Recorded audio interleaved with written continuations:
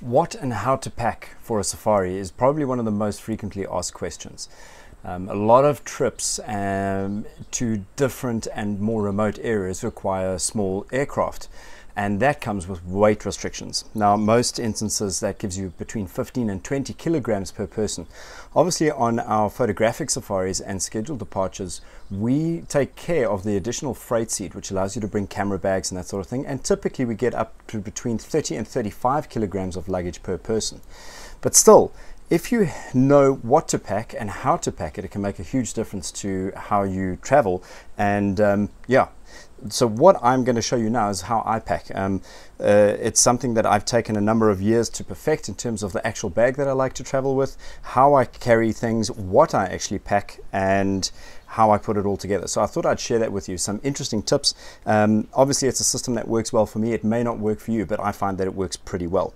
You'll see that I've got three main sections here. These are what we call Eagle Creek packing cubes. It's a company, if I'm not mistaken, they're based in the States, and they make these packing cubes of different sizes.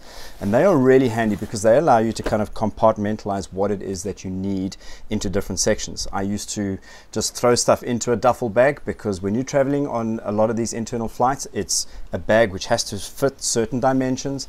It can't have any hard sides, it can't have wheels, because it doesn't always fit into the hold of the plane that you're going to be flying on. So it's very important that you have a soft-sided bag.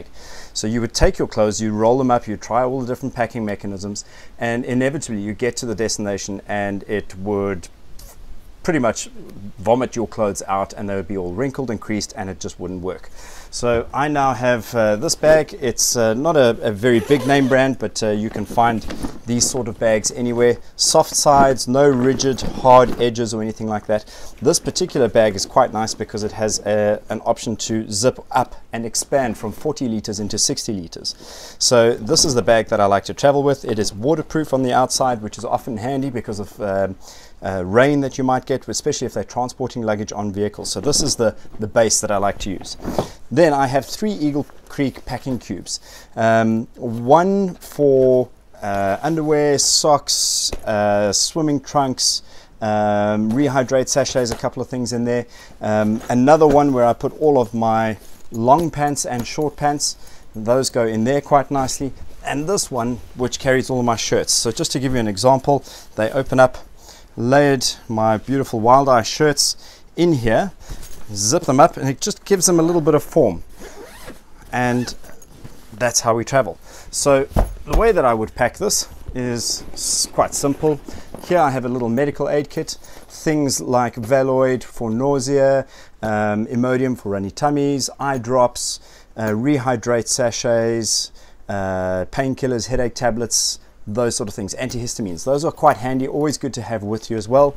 Then a face bag with all the toiletries, and of course a jacket. This one is quite handy. It's a lovely down jacket which kind of pretty much just folds up into its pocket. So I take this on every trip. I'm currently in the Okavango Delta here at Jacana Camp. Trust me, a down jacket is the last thing that we need. But if you do get a cold spell that comes through, an unexpected cold front that moves through an area, always nice to make sure that you do have a jacket. So something that can fold up and be quite compact and that you can always travel with is very handy. All of this, I start off with the big one down at the bottom of the bag. That sets up the base. You'll see that that bag is exactly the size of these two together.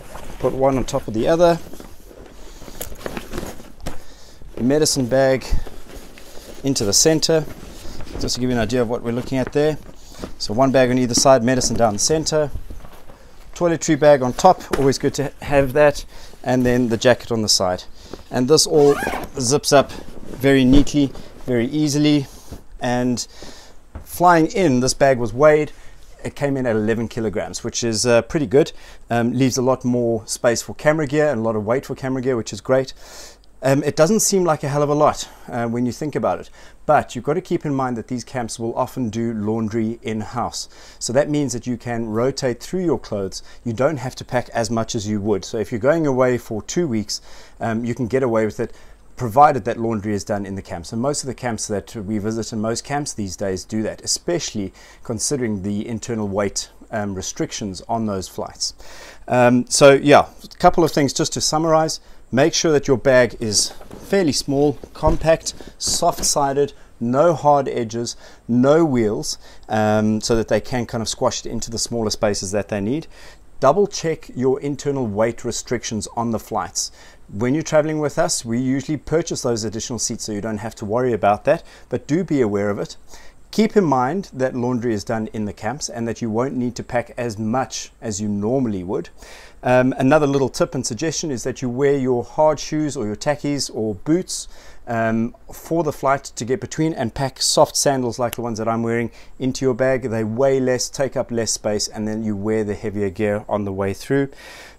Never, for photographers, never put your camera gear, cables, charging or anything like that in your travel bag until you get to your destination. So for your international flights, keep it all with you in your camera bag. However, once you start to move between camps and you know that your luggage is fairly safe, you can take those, which I also have a little neat bag for, and dump them into this so that you don't have to worry about that additional weight in your camera bag. I hope you guys have found this video useful in terms of planning how and what to pack for your next safari.